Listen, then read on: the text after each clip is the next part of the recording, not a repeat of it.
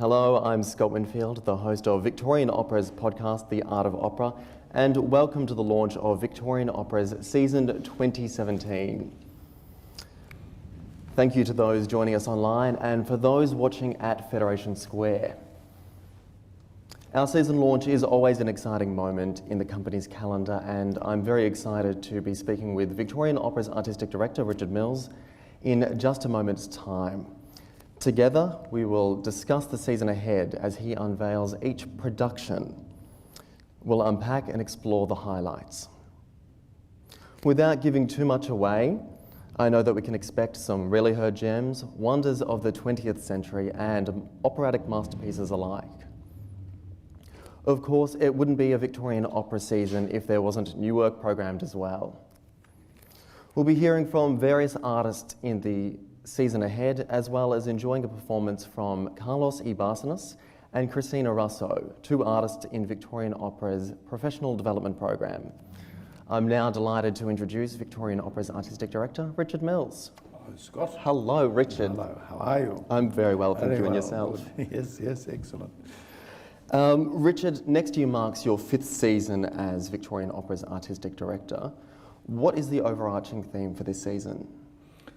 During the last 5 years, I've tried to have a conversation with our public about the possibilities of the art form, what it can bring to a city, what it can bring to individual sensibility, what it can bring to young, what it can bring to old, what it can bring, in fact, bring to everybody. And to give some indication of what a treasure house the literature of opera is. Yes. So, following on from that conversation, this year is a season based on the notion of fable. A fable that is set in the dark wood, the selva oscura of Dante's great poem, The Divine Comedy, where Virgil comes to meet the poet and guide him through the cosmos. All of our stories this year are fables of one kind or another, and many of them are set in a dark wood. The wood removed from the hurly-burly of everyday life. The wood is a place of discovery, pierced by shafts of light, a place of journey, a place of transition to another level of awareness. So all of the stories in our season share this commonality. Now, I think it's probably time for us to reveal our first production. Richard, this is a work that you've created and in the process of creating with quite a brilliant creative team. What's the work?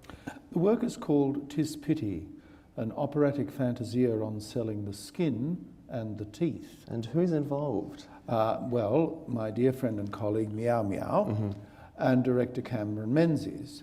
And this is a survey of the life of the working girl throughout history.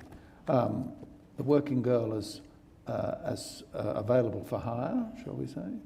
The working girl also as performer. She begins as the Lilith, Eve and Venus, and there are many bonds between us. Then she metamorphoses into ancient Greek priestess. She goes to Rome, where the art of fornication, because fornicae was the Latin word for archers, so there's much business under the archers. Then we progress to the Dark Ages, the medieval period, with the advent of syphilis in Naples in 1475, I think. We'll be joined, of course, by Cain and Breen, who will, at that stage, sing the syphilis song. A highlight of the season, I'm sure. Absolutely. And then Meow Meow is metamorphosed eventually via the 19th century, where we have a brief flirtation with Marie Duplessis, who was, of course, the mistress of Alexandre Dumas père and Alexandre Dumas fils, and also Franz Liszt, if you like, Father, Son, and Holy Ghost. And she proceeds via Ada Everly, who ran a very successful gentleman's club in Chicago and retired as a property tycoon. And she's metamorphosed onto the internet as a goddess.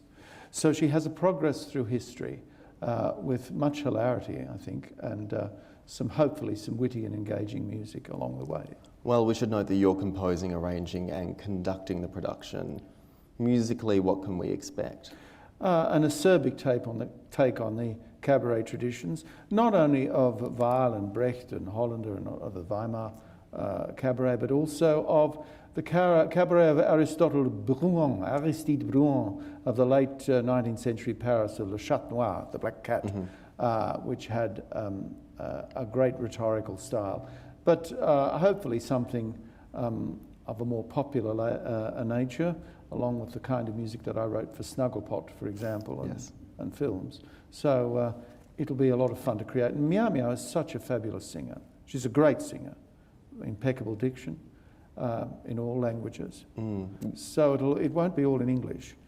Well, you touched on Weil and Brecht before. Audiences might remember her production of The Seven Deadly Sins with Cameron Menzies, who will be directing this, which mesmerised Melbourne when it was performed at Hamer Hall to a capacity audience in November 2015. Yes, well, Meow Meow's very good at mesmerising. Yes. Well, she'll be mesmerising audiences at the Melbourne Recital Centre from the 4th to the 8th of February for 4 performances only. Now, following on from 'Tis Pity, Victorian opera presents one of the forgotten gems of the 20th century. Richard, what's the work? The Sleeping Beauty. Yes, it is. It is, yeah, very good. The Sleeping Beauty of Ottorino Respighi. This opera was first written in 1927, then subsequently revised in the 30s. It was written for a puppet theatre in Torino. And it's one of Respighi's very few operas. He wrote a couple, but this one is absolutely charming. It's about an hour long for a smallish orchestra, and of course tells the story of the Sleeping Beauty, but it's updated with contemporary references to interwar and immediately post-war Italy, because there's a character in it called Mr. Dollar who speaks Italian with an appalling American accent. And it finishes with a charming foxtrot, of all things, when the prince awakes the sleeping princess from her sleep. Respighi is, I think, a very underrated composer. He wrote so much magnificent music that we never hear. Operas like La Fiamma, wonderful Concerto Gregoriano, and of course the great orchestral showpieces, Pines of Rome and Fountains of Rome, which are very well known. But there was a much more elaborate side to his genius than has survived. And part of the conversation that I want to have with our audience is about discovery of new things, because there's much more in opera than just the standard top 10. There's an inexhaustible richness and so many things to discover and enjoy, and that's the journey I'm trying to make at Victorian Opera. Well, this production will be a very charming opera to discover. Indeed, yes, well, I was going to note that, as you mentioned, it features puppets. Could you explain this a little bit further? That might be something that... Yes, well, Nancy Black, who's directing it, and Joe Blank, who's designing it, have come up with the concept of a village telling the story. So the singers will be on stage as a kind of Greek chorus, and the show will be given by very beautifully made puppets. Now, Joe Blank's a very interesting artist, I think. An incredible CV. You've seen things of Joe's probably without knowing them. He was responsible for the BBC's Walking with Dinosaurs, for How to Tame Your Dragon, and of all things, the mural on the wall of the cat's pyjamas, the cattery in Brunswick at the end of my street. So he's very versatile, and he really is quite seriously prodigiously talented guy. So that should be stunning visually as well. When people hear the word puppets, they might assume that this is a work for children, but that's not necessarily the case. Who would enjoy the work? I think everyone would enjoy the work. I think children will be absolutely enchanted by it, because it will be really magical. And Nancy Black has a wonderful eye as a director, and it's in the very capable hands of a fine and appropriately chosen cast under the baton of our very own head of music, Phoebe Briggs. So I think it'll be something that people of all ages will enjoy, and something that people can bring their children to, and they will take away something from it. Well, they'll be able to do that from the 11th to the 18th of March at Arts Centre Melbourne's Playhouse. Now, as a rarely heard work, I'm delighted to introduce Carlos Ibarcenas, Christina Russo, and the production's conductor, Phoebe Briggs, performing a duet from the opera, just as Sleeping Beauty is given the kiss of life from the prince. The What do we- Nombra Kana, yes, the prince awakes the sleeping princess and welcomes her to life and tells her how beautiful she is.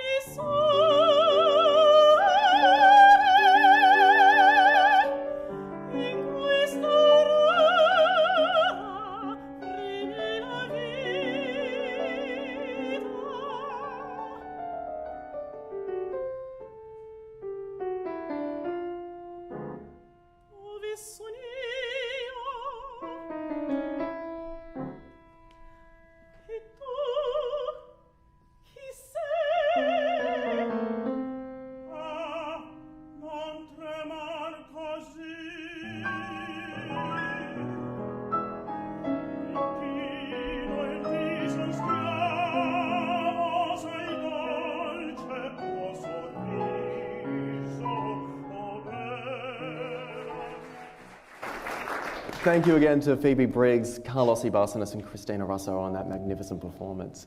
It really is an incredibly exciting production. To imagine that performed with stunningly made puppets as well, it's going to be incredibly special. Opera is about fantasy. Theatre is about fantasy. No one goes to the theatre to see someone doing the washing up. Theatre needs to be magical. It needs to be a portal to the marvellous. And that's part of the conversation that I want to keep having with our public, and not only me, but my dear colleagues, everybody who works here that manifests the art of opera. With a sense, I think, of intellectual generosity as well. I think that's very important. There are many treasures out there that are neglected, and we have a duty, a cultural duty, to sustain and support and manifest the literature that is part of our cultural heritage. And that includes a lot more than Verdi and Puccini. Not that they're not great. Well, 5 years after Respighi wrote The Sleeping Beauty, an American immigrant from Germany, Ernst Tock, was inspired by another fairy tale. Richard, what was the work? The Princess and the Pea.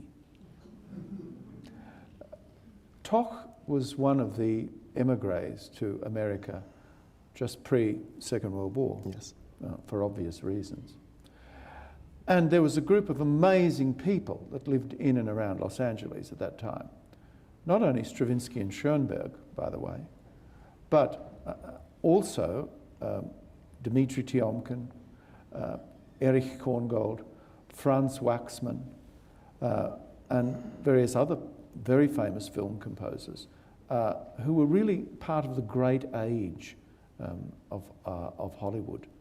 And it's never been the same since. There was an age of art in the movies then that, has died well and truly. And I mean, its legacy was pieces like Singing in the Rain with the orchestrations of Conrad Salinger that are absolute consummate work of art. But they come from that tradition of European emigres who came to Hollywood with immense compositional craft. And Tock was one of those people. Well, Tock's The Princess and the Pea will be Victorian Opera's family opera next year. What can audiences expect from it? It's a story about having the courage to be who you really are.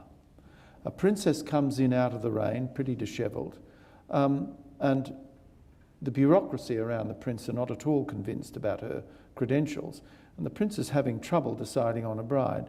But the thing is that the princess is absolutely true to herself, and that sense of honesty and openness, plus the little trial she has of sleeping in a mattress with a pea embedded in it, that makes an impression when she's sleeping because she's so used to fine bedding, reveals her true identity and, of course, true love. Now, this production will be sung in German. Why does Victorian Opera stage its children's and family works in foreign languages? Well, you know, Scotty, there's no shortage of opinion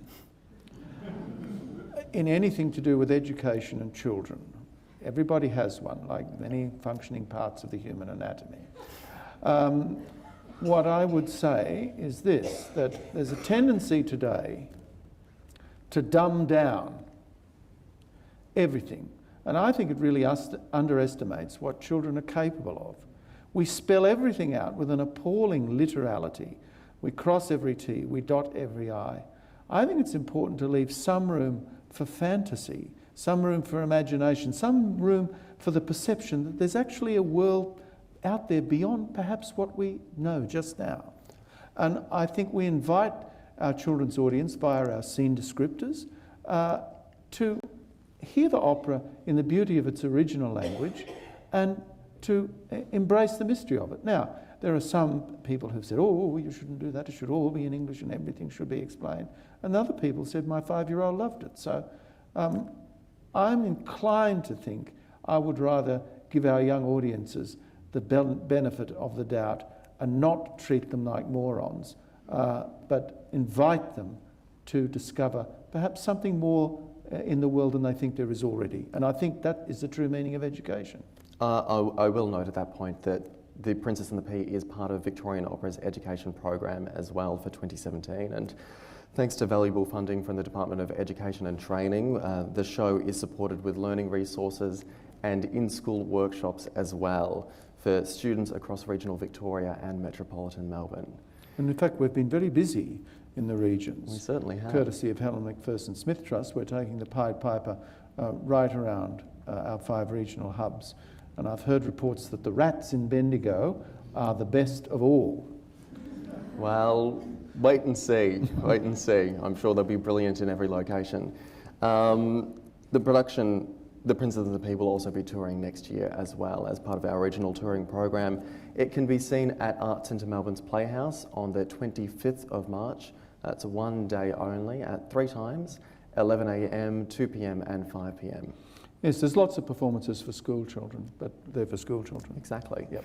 Somewhat fittingly, The Sleeping Beauty and The Princess and the Pea will be followed by one of the great masterpieces from the bel canto period. Richard, what could it possibly be? Well, it's going to be the 3rd of our series of Bellini operas in concert, La Sonnambula, with Jessica Pratt returning, Carlos as our tenor, and the wonderful Italian basso cantante, Paolo Pecchioli, and also Greta Bradman joining us as Lisa. So it's a very fine cast, a very fine quartet, and our chorus, and it's a very difficult opera for the chorus. There are so many words to sing. It's a very busy opera. And this is a production that you will be conducting as well. Yes, that's my thing, bel canto, among others. And I'm very proud of our Bellini legacy, indeed, with Norma Puritani and now Sonnambula, and hopefully more in the future. Now, Jessica Pratt, being based in Italy with an intensely busy performance schedule, sadly couldn't be here today, but she does send this message. Hello, I can't wait to get back to Melbourne for our concert of La Sonnambula. I'm really looking forward to working again with Richard and Carlos and Paolo, who I worked with in Bari on Sonnambula a number of years ago. It's going to be a great experience. Sonnambula is full of incredible music, and Bellini is one of my favorite composers. So, hello from Italy, and we'll see you soon. Well, I'll see you soon. He's probably going to stay here. Bye. Now, this concert is being performed on one night only, and that is the 5th of May at Arts Centre Melbourne's Hamer Hall. So it'll be certainly one to watch out for. From an Italian masterpiece to one of the great works from the Czech repertoire, the next production will see The Forest come alive on stage. Richard, what's the word? Cunning Little Vixen of Leos Janáček, a fable of birth, death and regeneration. The production boasts an incredibly talented and accomplished production team and cast. Who's on board to conduct?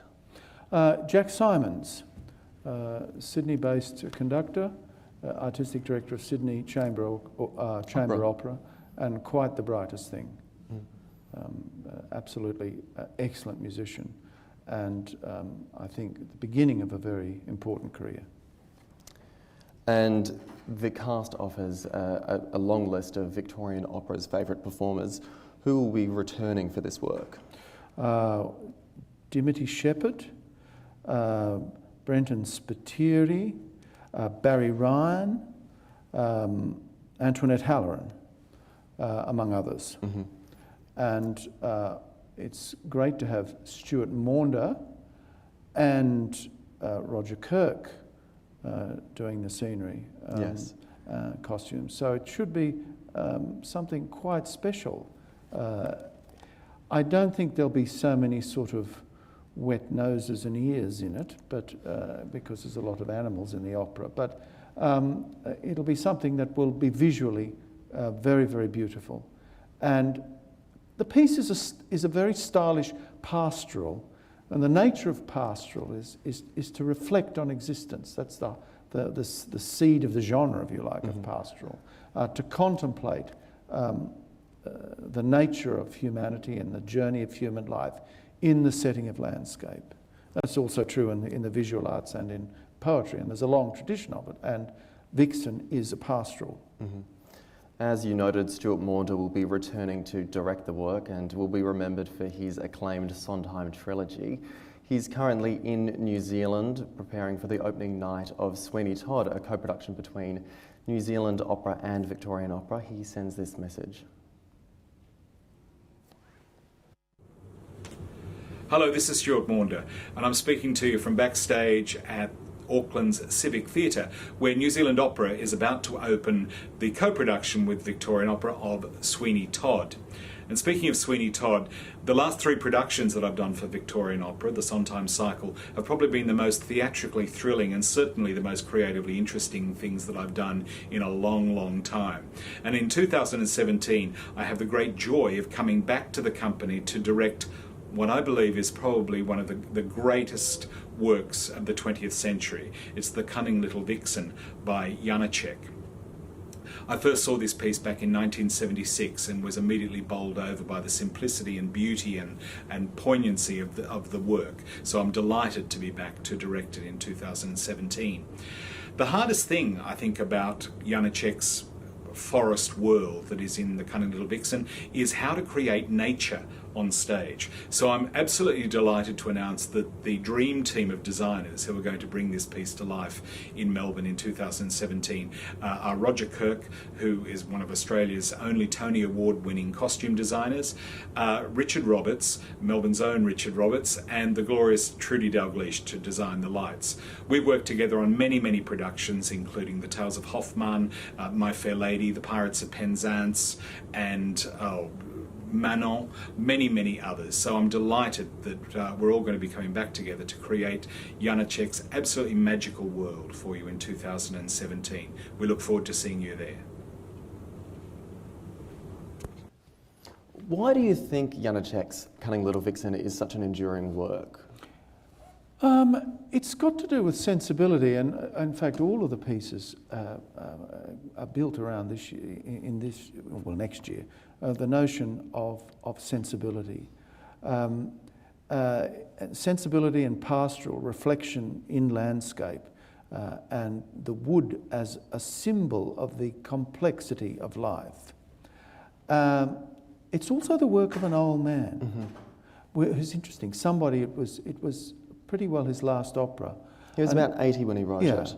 And someone who has seen the rhythm of life and lived the rhythm of life. So that brings a very particular perspective. And it's not one of pessimism, it's one of joy. It's the fact that life reinvents itself. It goes on. The journey, the tide of life goes on. The circle of life, if you like, to quote the Lion King.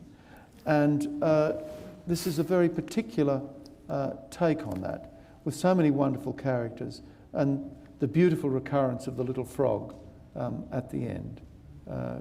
It's also a unique musical language based on the cadences and rhythms of the Czech language, transposed into musical invention of the highest quality. I understand Janacek also spent a lot of time in forests, really trying to recreate that sound on stage. Oh yes, he walked a lot. He walked a lot, right to his very old age. He was a great walker. Yep.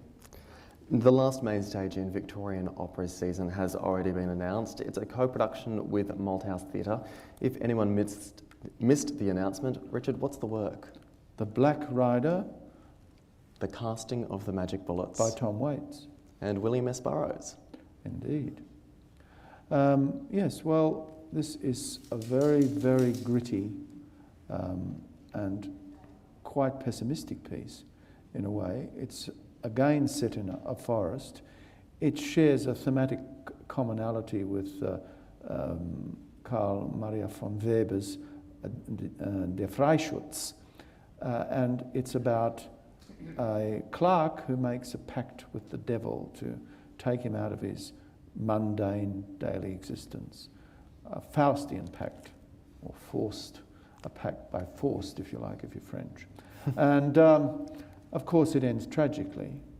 And the work is really an allegory of addiction, but it's a fantastic piece of theatre.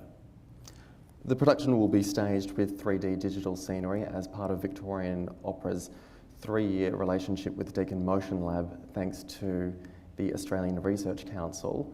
Who else is on board to perform in this production? Well, there's Paul Capsis, there's Kanan Breen, and there's Meow Meow, who returns, and also Dimity Shepherd, amongst others.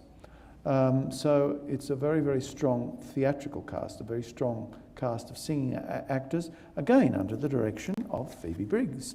But I think there's an important dimension to this, in that Ian Grandage is going to reimagine, shall we say, the music of Tom Waits with due reverence. But Ian is also a first-rate writer for the theatre, and I think he'll bring something quite special to his organisation of the music. Now, this production will be performed at the Malthouse Theatre from the 15th of September to the 8th of October. Now, each year, Victorian Opera stages a youth opera for performers aged 15 to 25. Richard, what's the work for next year? The work next year is The Snow Queen by John Kinsella and Gordon Carey. I believe it's actually The Second Hurricane. Oh, sorry, I've got the wrong. We've given one away, but we'll be getting to that just next. Yes, thanks, Scott. Sorry, yes. It's Aaron Copeland's The Second Hurricane, and that'll be performed here. That's right. In Hawley Hall. Several performances to fit everybody in. And this piece, I think, dates from about 1937. And Orson Welles was, in fact, the first director, but he couldn't actually finish it off because he got the money to do Citizen Kane, so out he went to Hollywood.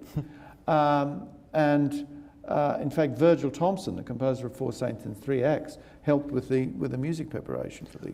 Quite appropriately, the first production was written for music students, and this work will be performed by our youth opera ensemble and various other performers. Yes, supplemented by, well, or including, for the most part, our students in the Voice, Victorian Opera Youth Chorus Ensemble program, from which usually the young people graduate via audition to youth opera. And we offer an opportunity to all the interesting young singers around Melbourne to come and be part of this. And it's a wonderful work to do because it's an extremely well-made piece, as you'd expect from a master composer. And again, it's about a journey by trial. It's an ordeal of people living through a second hurricane in the Midwest on the plains, a bit geographically sus because they don't we won't challenge that. We won't have hurricanes there. But that said, the moral of the story is significant in that it deals with the imperative of people forgetting their differences and working together. And that's not a bad message for contemporary Australia. Now, as you've noted, this work will be performed at Victorian Opera's base, where we are right now, Hawley Hall here in Carlton, from the 6th to the 15th of October. Now to the Snow Queen. Oh, yes. My slip of the tongue, yes. So the company will be continuing its commitment to bringing opera to regional Victoria, work that engages local participation and also creates new work. Tell me about this production. Well, The Snow Queen, as I said, is by Gordon Carey and John Kinsella, and will be made specifically for the city of Wodonga. We're very serious about regional engagement at Victorian Opera. I mean, currently both Pied Piper and Cinderella are about to go out on the road for a comprehensive tour of the whole state. And it's not about taking some half-baked, cut-down version of a classic, which people can buy a video of the best productions in the world, or a DVD of the best productions of the world, or come to Melbourne to see. It's about making the art form in, with and for the community. And that's what our regional engagement is about. Because singing is something everybody can do. If you're 80, you can sing with someone who's 8. And you don't need anything to do it, you just need to turn up. And singing together gives communities a sense of participation and valuing each other. And it also creates in communities where things can be tough at times, a sense of hope and purpose. And that is part of our duty to the taxpayer, to make art that involves people and speaks to, for and with them. Why did you choose Wodonga, or why is this work being staged in Wodonga? Well, Gordon lives in Wodonga. He lives up there with his partner, and he's a member of the CFA. That's a bit loaded, isn't it? But anyway, he is a volunteer member of the CFA, and he writes his music up there and contributes to the community. And so I thought, well, this is an example of an artist, a significant artist, living and working regionally. And it's something we should celebrate and encourage and empower. That's why we're doing it. The date and the venue will be advised online for this production at victorianopera.com.au. Now, Richard, this year marked Victorian Opera's first live-streamed event, The Darkest Night. Next year, we're very excited to stage another live-streamed event. Tell me about Three Tales. Three Tales, Trois Contes, of the great French author Gustave Flaubert. And there's three of them: Simple Heart, Un Cœur Simple, The Legend of Saint-Julien, a Hospitalier, and Herodias. And we're doing this project with the great contemporary music ensemble, Melbourne-based, called Plexus. Philip Arkenstall, Monica Curro, and Stefan Casamenos. Virtuosity and commitment personified, incredibly inventive and interesting in their programming, and great supporters of a very profound aspect of cultural practice, the commissioning and the enablement of new work, of giving composers a voice and a platform with the utmost seriousness and dedication. And that, in their relatively short life, they have done so splendidly that it was a no-brainer to invite them to participate in this project. And we selected a team of composers in consultation with Plexus. Katie Noonan and her partner Zach Hurren. Now, Katie is a phenomenal musician, and a very interesting musician, and not at all imprisoned by her persona as a very, very successful and artful popular vocalist. She's a musician of real style and substance, and will come up with something very interesting for Un Cœur Simple, which is the story she's chosen. The Legend of Saint-Julien, Hospitalier, will be composed by Dermot Tutty. Dermot is the epitome of the quiet achiever, the most self-effacing person without any trace of selfishness, but a person who's dedicated his life to teaching the vocal arts at a very high level and with great success, and is also a composer of substance. And Stefan Casamenos will do Herodias. The whole thing, we're looking at a unity of purpose. I've yet to finally settle on the librettist, but we'll be certainly including the characteristic Flaubertian observations, like the one that concludes the story, saying that John the Baptist's head had to be carried by two people because it was so heavy. So I'm sure that'll be interesting. And the other thing is the audience will be able to have input and the opportunity to offer feedback when we give our workshop performance of Trois Contes, streamed live from here later next year. So the entire production, it'll be 3 chamber operas being workshopped, and people will be able to offer feedback, is that right? That's right. And these works will be staged in Victorian Opera's 2018 season. Absolutely. So it's a wonderful insight into the working processes of Victorian Opera, being the national leader in the development of new opera. It's also part of the joy of discovery that I was talking about Yes. earlier, and the conversation that we as a company wish to have about the joy of discovery and its importance in cultural practice. To make this company, if you like, a real servant of the art and of bringing not only great singing, but interesting productions to this city. Now, Three Tales will be performed and streamed live on the 27th of October next year. Richard, that leads us to the end of the season launch, but thank you so much for unveiling such a marvellous year ahead, and Victorians all across the state certainly have a lot to look forward to. Yes, my pleasure. We're missing our we're missing our mascot. Where's our mascot? There are many dogs in Victorian opera, so... And there's animals, and we were talking about the dog. Where's our mascot? Buddy? I don't know if we'll necessarily get him in time, but... Buddy, where is he? Come on. Buddy, where are you? Come on, Buddy. Good boy. Oh, here we go. Yeah, How's that for a deal?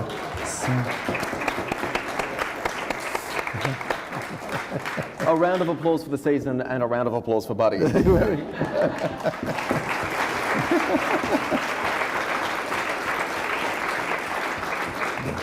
Now, thank you to all of those who have joined us online, watching on YouTube, watching on Facebook, for those who are at Federation Square and have braved the weather. Victorian Opera memberships are now on sale, and Victorian Opera has a membership type for everyone: full, mini, family and voyage. To my fellow under 30s, definitely take advantage of a voyage membership. It's a great way to access A-reserve tickets for just $30 per performance. To explore Victorian Opera's full season and to understand and learn more about company memberships, head to victorianopera.com.au. I'm Scott Winfield. Thanks so much for joining us, and we'll see you at the theatre next year. Thanks, Scott. There is that.